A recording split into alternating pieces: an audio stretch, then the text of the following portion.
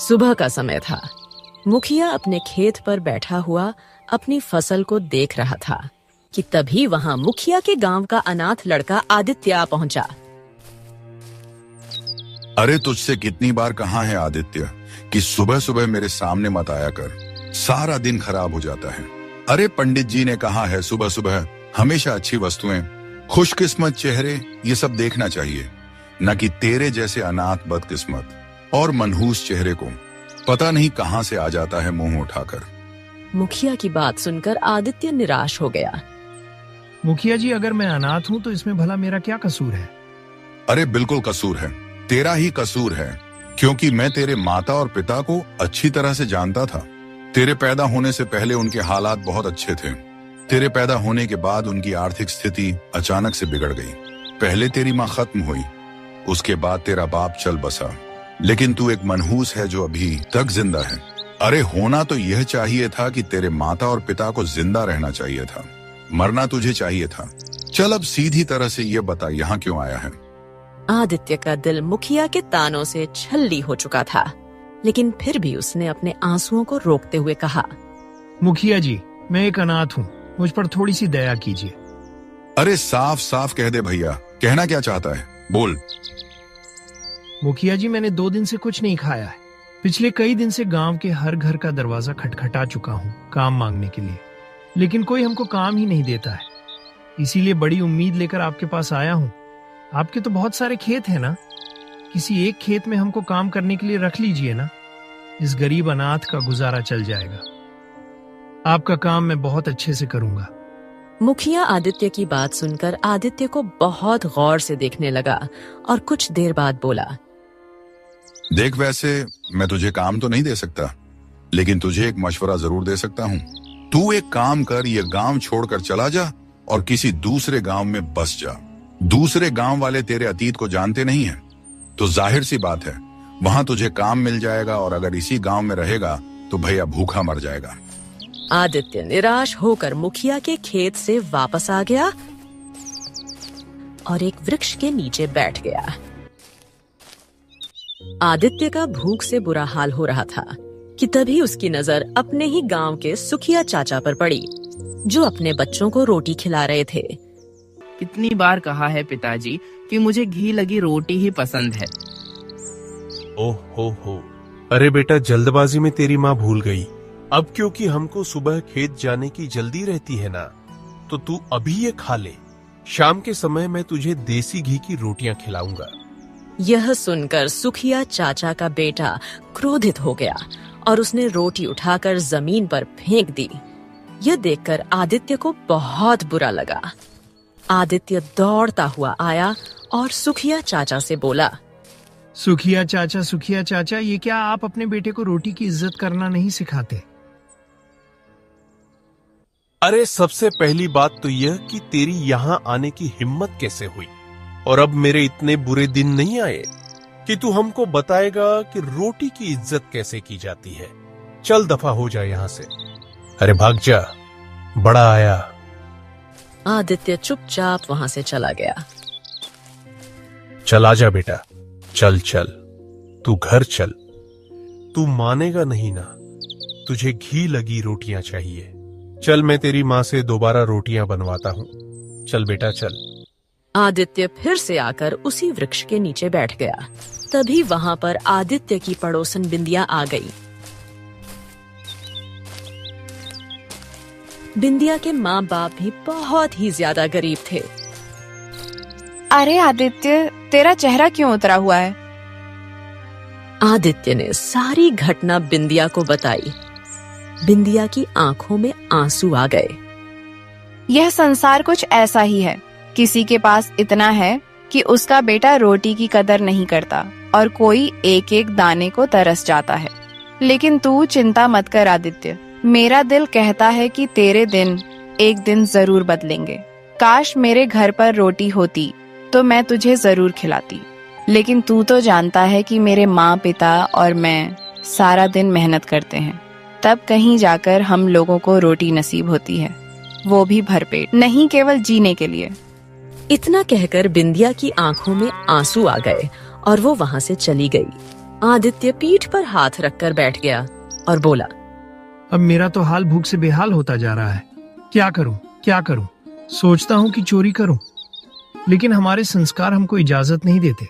अगर पकड़ा गया तो वैसे भी गांव वाले हमको बख्शेंगे नहीं। आदित्य काफी देर तक पेड़ के नीचे बैठा रहा और उसकी भूख से हालत बिगड़ती चली गई।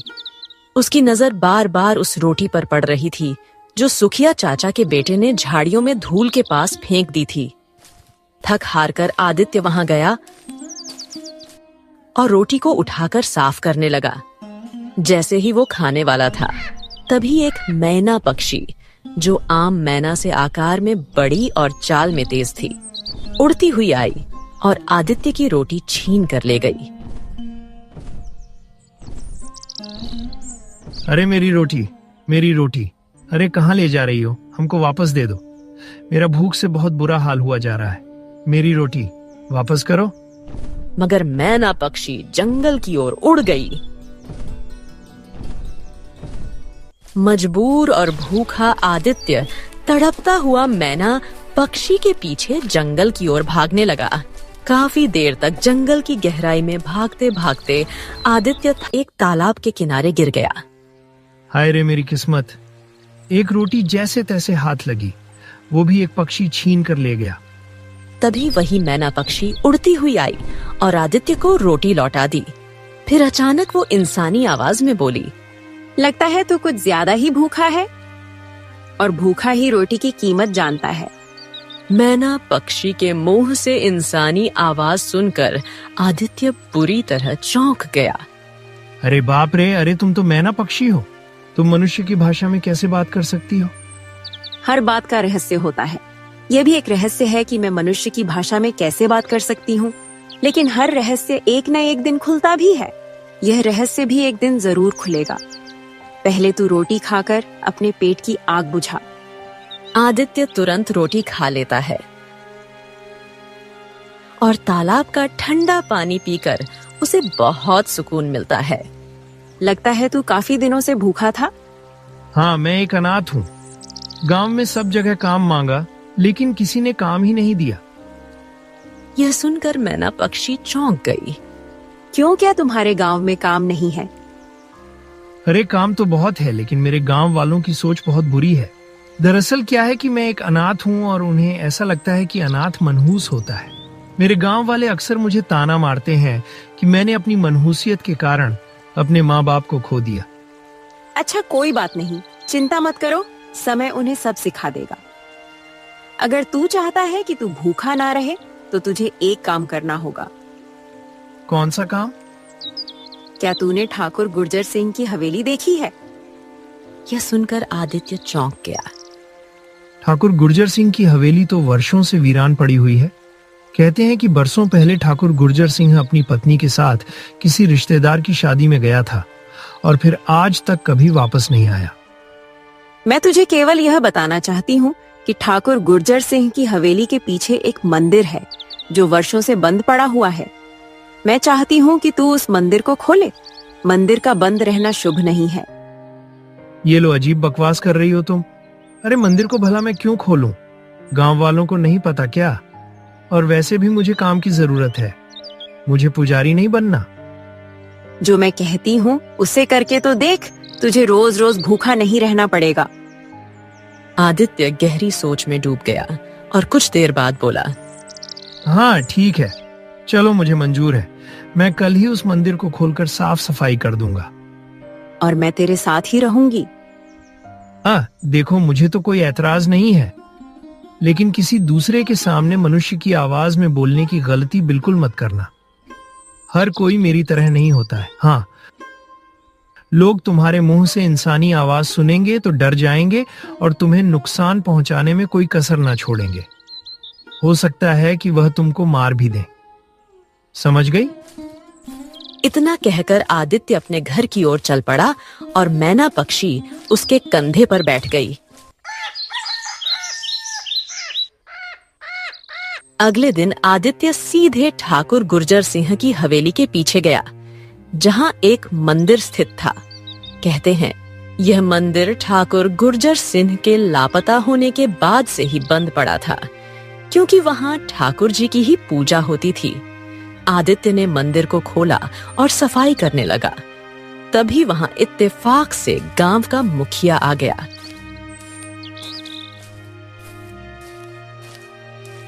आदित्य को मंदिर में देखकर वो बुरी तरह क्रोधित हो गया। अरे ये क्या मंदिर में आदित्य?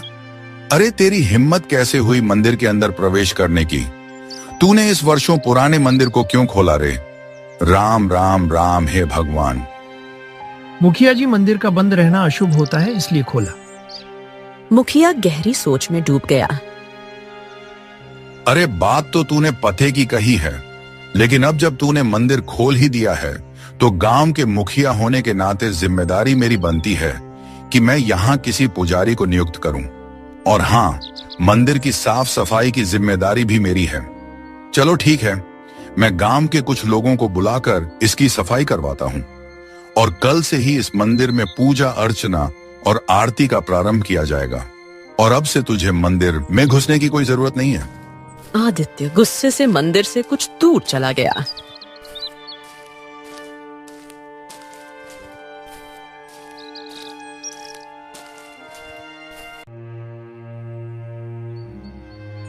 तभी वहां पर मैना पक्षी उड़ती हुई आ गई।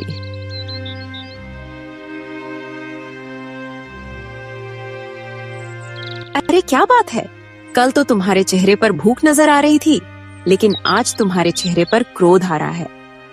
अरे केवल तुम्हारी वजह से ही क्रोध नजर आ रहा है मेरे चेहरे पर। तुम्हारे कहने पर मैंने मंदिर खोला, साफ सफाई की, और तभी आदम के मुखिया जी मुझे बुरा भला कहकर धक्के मारकर भगाया है। और कहते हैं कि पुजारी भी वही नियुक्त करेंगे और मंदिर की साफ सफाई भी वही करवाएंगे। और मैं तो मंदिर में भी नहीं आ सकता, ऐसा बोला। मैना पक्षी हंसने लगी। तो इसमें बुरा मानने की क्या बात है? भगवान तो मन में बसते हैं। ये सुनकर आदित्य चौंक गया। हो, तुम्हारी बातें तो मेरे समझ से बाहर है। अगर भगवान मन में बसते हैं तो मंदिर क्यों खुलवाया, बताओ। कभी कभी हमें कोई बात बहुत बाद में समझ आती है। इसका मतलब ये है कि वह बात समझने का अभी हमारे लिए समय नहीं है।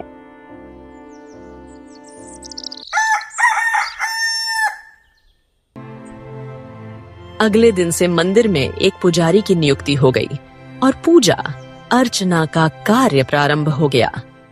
शाम तक मंदिर में सारे गांव के लोगों की भीड़ लग गई। आदित्य दूर बैठा मंदिर और वहां की भीड़ को देख रहा था। हाँ, देखो तो बड़ा ही विचित्र है ये संसार। कल तक लोग इस मंदिर के सामने से गुजर जाते थे और किसी को होश नहीं था कि यह मंदिर बरसों से बंद पड़ा है। मैंने मंदिर का दरवाजा खोलकर उसे साफ करने का प्रयास किया तो मुझे ही धक्के देकर बाहर निकाल दिया गया। और आज गांव वाले मंदिर में पूजा तो ऐसे कर रहे हैं जैसे यह मंदिर उनके मन में कितने करीब रहा हो, क्या कहें। तभी आदित्य की नजर एक भिखारी पर पड़ी जो मंदिर की सीढ़ियों पर बैठा था। ये तो बड़ी विचित्र बात है। इस भिखारी को तो मैंने कभी भी अपने गांव में देखा नहीं और ये गांव का है भी नहीं। अब ये अचानक से कहां से आ गया? भिखारी सबसे भीख मांग रहा था, लेकिन कोई भी उसे भीख नहीं दे रहा था। कुछ देर बाद आदित्य अपने घर चला गया।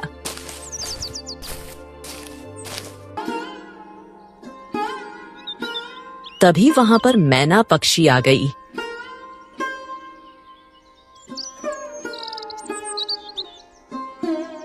मुझे तो अब भूख लगी है। सब्र करो। क्या तुमने मंदिर के बाहर सीढ़ियों पर उस भिखारी को नहीं देखा? हाँ, देखा है। और वो भिखारी है कौन? कहाँ से आया? कुछ समय बाद पता लग जाएगा। बस यूं समझ लो कि अब तुम भूखे नहीं रहोगे। आदित्य चुप हो गया।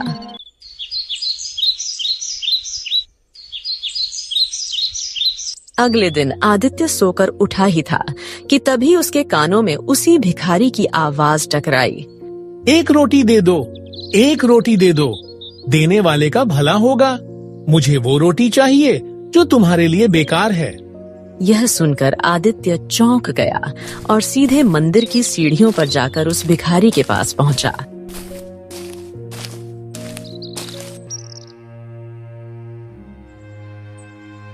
ए बाबा, कौन हो तुम? मतलब भीख मांगते तो कई लोगों को देखा, लेकिन तुम्हारा भीख मांगने का अंदाज तो बड़ा ही विचित्र है। तुम वो रोटी क्यों मांग रहे हो जो लोगों के लिए बेकार होती है? मतलब जो लोग फेंक देते हैं।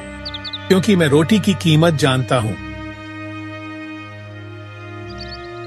भिखारी गांव के घरों के दरवाजों पर जाकर रोटी मांगने लगा।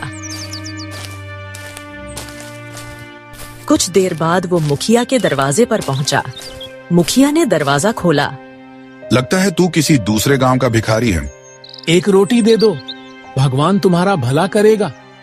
हाँ, ये ले, ताजी रोटी ले ले। नहीं नहीं, मुझे वो रोटी दो जो तुम्हारे किसी काम की नहीं।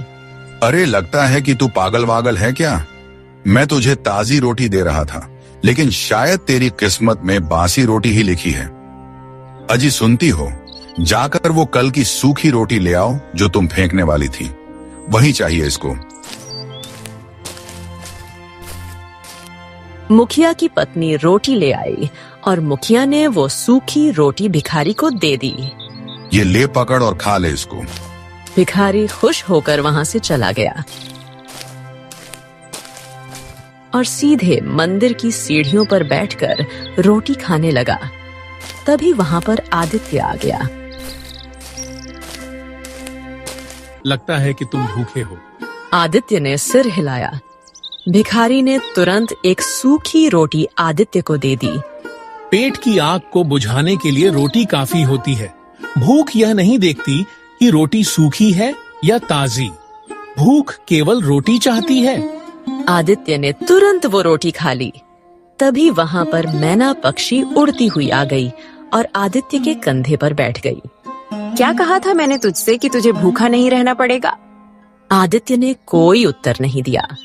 उस दिन के बाद से आदित्य रोज दोपहर और शाम को उस भिखारी के पास आने लगा और भिखारी रोज उसे वही सूखी रोटी दे देता। धीरे धीरे वो भिखारी गांव में सूखी रोटी मांगने वाला भिखारी के नाम से प्रसिद्ध हो गया। गांव के सभी लोग उसका मजाक उड़ाते, लेकिन आदित्य को ऐसा लगता था कि उस भिखारी में जरूर कोई बहुत बड़ा रहस्य छुपा हुआ है। समय ऐसे ही बीतने लगा और एक दिन आदित्य ने उस भिखारी से कहा, मैं तुमसे दोबारा पूछता हूँ बाबा, ये बताओ कि तुम सूखी और बासी रोटी ही क्यों लेते हो? भिखारी रहस्यमय अंदाज में मुस्कुराया। क्योंकि मैं जानता हूँ कि रोटी की कीमत क्या होती है। अरे, ये बात तो तुम पहले भी कह चुके हो, लेकिन मैं अभी तक समझ नहीं पाया कि तुम असल में कहना क्या चाहते हो। भिखारी आदित्य को मंदिर के पीछे ले गया, जहाँ एक खंडहर था जो झाड़ियों से ढका हुआ था। भिखारी ने झाड़ियां हटाई और आदित्य को अंदर ले गया। आदित्य ने देखा कि वहां भिखारी ने एकत्र की हुई ढेर सारी सूखी बासी रोटियां रखी थीं, जो अब पूरी तरह सूख चुकी थीं। ये क्या है बाबा? तुम रोटियों को यहाँ पे इकट्ठा क्यों कर रहे हो? क्योंकि कुछ समय बाद तुम्हारे गांव वाले भी रोटी की कीमत जान जाएंगे रोटी की कीमत। हाँ। इतना कहकर भिखारी वहां से चला गया।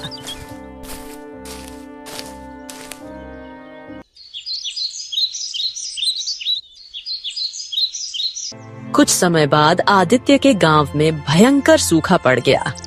सूखा इतना भयानक था कि गांव के सारे खेत बंजर हो गए और तालाब सूख गए। चारों ओर भूखमरी फैल गई। मुखिया मुंह लटकाए एक सूखे वृक्ष के नीचे बैठा था। तभी वहां सुखिया चाचा आ पहुंचे। अरे, तुम तो गांव के मुखिया हो, कुछ तो करो, गांव में लोग भूख से तड़प रहे हैं। अरे, मैं क्या कर सकता हूँ? गांव की धरती बंजर हो चुकी है। ऐसा लगता है जैसे उसने अन्न उगाना ही छोड़ दिया है।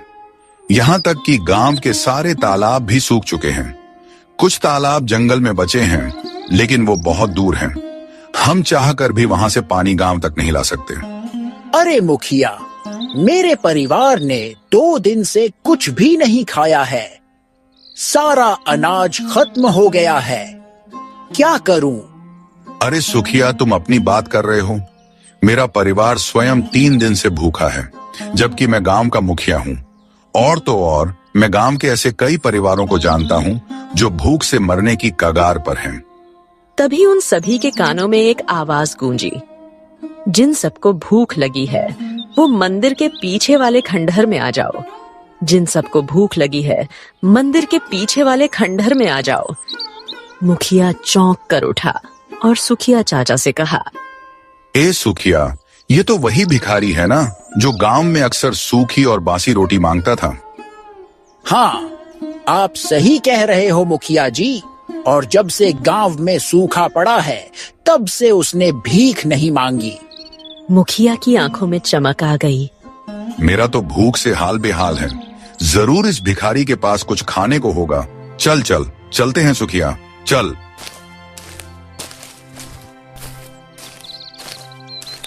कुछ ही देर में मुखिया, सुखिया और सारा गांव दौड़ता हुआ मंदिर के पीछे खंडहर पर जा पहुंचा। भिखारी ने तुरंत झाड़ियां हटाई और गांव के मुखिया की ओर देखा। वो देखो, अंदर रोटी का ढेर है, जाओ। मुखिया जैसे ही अंदर गया, क्रोधित होकर बाहर आया। अरे यह क्या है भिखारी? अरे ये तो वही रोटियां हैं जो तूने हमसे भीख मांग कर ली थी और अब तू हमें ही खिलाना चाह रहा है। क्यों? देखो, अगर तुम्हें भूख लगी है तो तुम्हारे पास केवल यही खाना है, अन्यथा कुछ भी नहीं है। क्योंकि सूखे की मार केवल इस गांव में नहीं बल्कि पूरे राज्य में है। दूर दूर तक तुम्हें कहीं अन्न नहीं मिलेगा। जिंदा रहना है तो इस रोटी को खाकर ही जिंदा रहना हो। मुखिया की आंखों में आंसू आ गए। सुखिया चाचा की आंखें भी भर आई। तभी सुखिया का वही बेटा जिसने रोटी फेंक दी थी अपने पिता के पास आया। पिताजी, यह रोटी कैसी भी है, मुझे दे दो। मुझे बहुत तेज भूख लगी है। अगर मुझे रोटी नहीं मिली तो मैं मर जाऊंगा। हाँ पिताजी, रोटी दे दो। सुखिया ने तड़पते हुए अपने बेटे को गले लगा लिया। अरे मेरे बेटे, रो मत मेरे बेटे। सुखिया ने मुखिया से कहा, मुखिया जी, हम तैयार हैं। हम किसी भी तरह से अपने अपने पेट की आग बुझाना चाहते हैं। हाँ, और मैं भी। कुछ ही देर में सारा गांव उस खंडहर से सूखी रोटियां उठाने लगा और उन्हें ऐसे खाने लगा जैसे उनके सामने कोई स्वादिष्ट व्यंजन परोसा गया हो। आदित्य यह दृश्य देख रहा था। मैना पक्षी उसके कंधे पर बैठी थी। आदित्य भिखारी के पास पहुंचा। देखा तुमने, यह होती है रोटी की कीमत। वही गांव वाले जो इन्हीं रोटियों को बेकार समझते थे और मुझे दे देते थे, आज यही रोटियां कैसे खा रहे हैं। देखो देखो। हाँ, अब मैं समझ गया। लेकिन बाबा, आखिरकार आप हैं कौन? भिखारी मुस्कुराया।